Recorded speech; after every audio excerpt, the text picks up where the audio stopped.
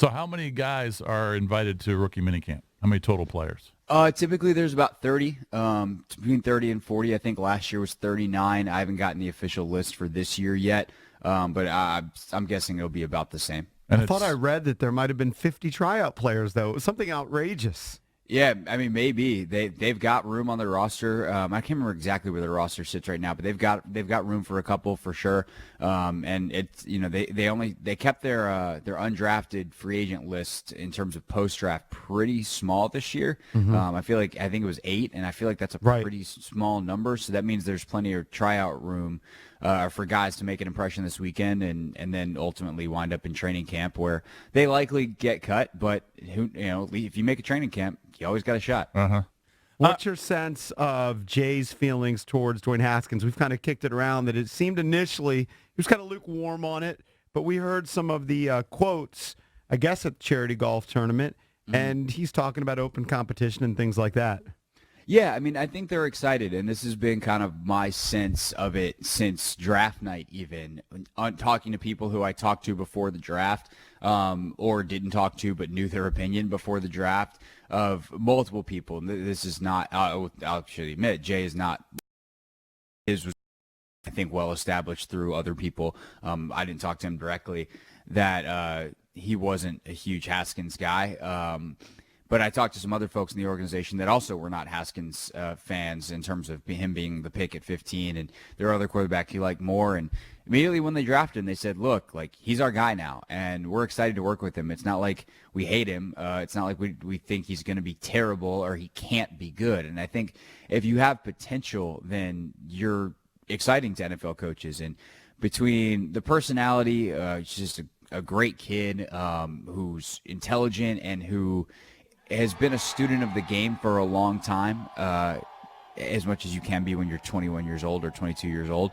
I think that excites coaches, and so the chance to work with him, yeah, Jay's pumped. He's obviously got a great arm as well, so there's physical talent there. He's got a lot to learn, but they're going to give him a chance, and they're going to try to coach him up, and ultimately it's going to come down to who plays best. I do think if it's close, the tie goes to Haskins probably, just because.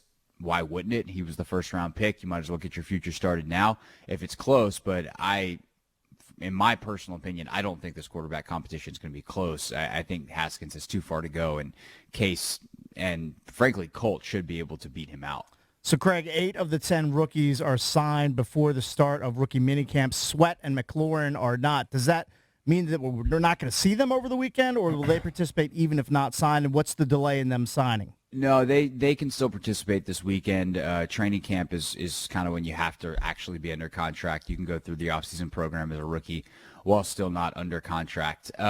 So now, would they get paid? Is there like a stipend for just being there for the day? Yeah, I think that's how that works. Yeah, gotta be. Like it's not a volunteer thing. Yeah, they'll get paid something. Yeah, right. So they'll get it. Most NFL contracts are game checks anyway. You're technically not paid for the offseason, depending on if you have workout bonuses, things like that. So the NFL is a weird pay structure. It's actually something the union has talked about before, trying to get like more spread it out. Like a traditional once every 2 weeks or first and 15th type of paycheck. We could talk to D about it. D's going to be with us at 8:20, so we'll talk all about it. Yeah, actually, I would be fascinated to hear that because right now, just so people understand, not to get too far off your question, but they have literally 16 game checks or 17 game checks. You get one on the bye week too. So if you get a workout bonus, that gets paid out. If you have a roster bonus, that gets paid out in the offseason. So some veterans definitely see a fair amount of cash in the offseason because they have all these little things in their contract that they hit certain dates and they get paid.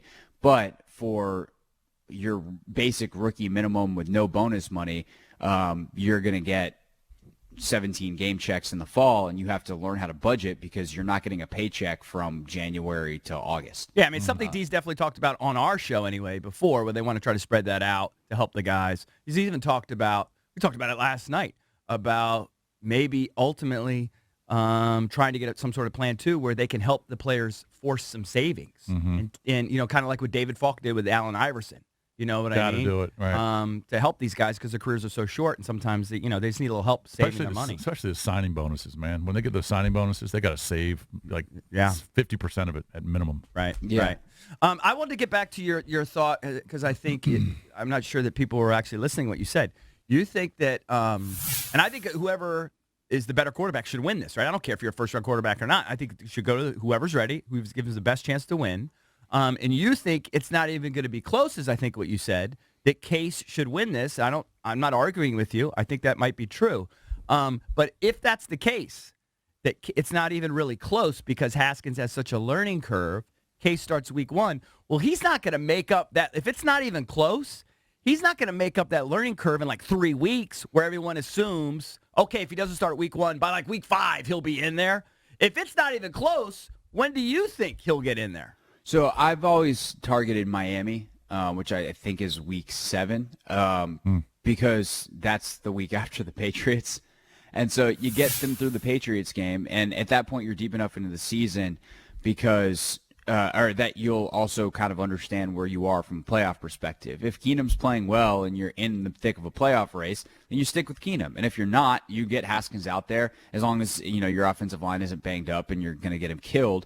You get him out there and you start the future, and that's fine. But I think for the start of the year, what they want is to try to be competitive. And I kind of feel about this team the same way I did last year, that if everything goes right, they can be competitive in a division where there's no real runaway winner in the NFC East. Now, they have no margin for error because they lack a lot still to be a true championship contender. And they have to have perfect health, and guys have career years and all these things that have to go right. And part of that is Case Keenum or Colt McCoy, a veteran quarterback probably, playing really well.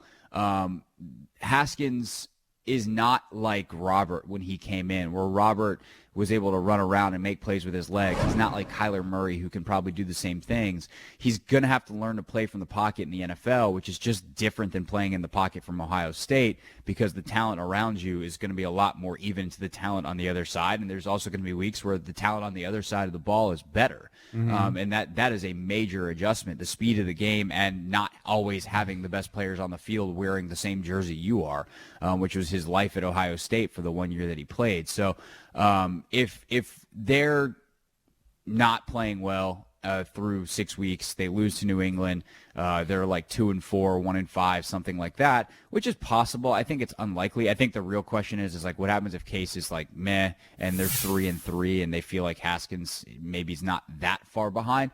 That gets real interesting real fast.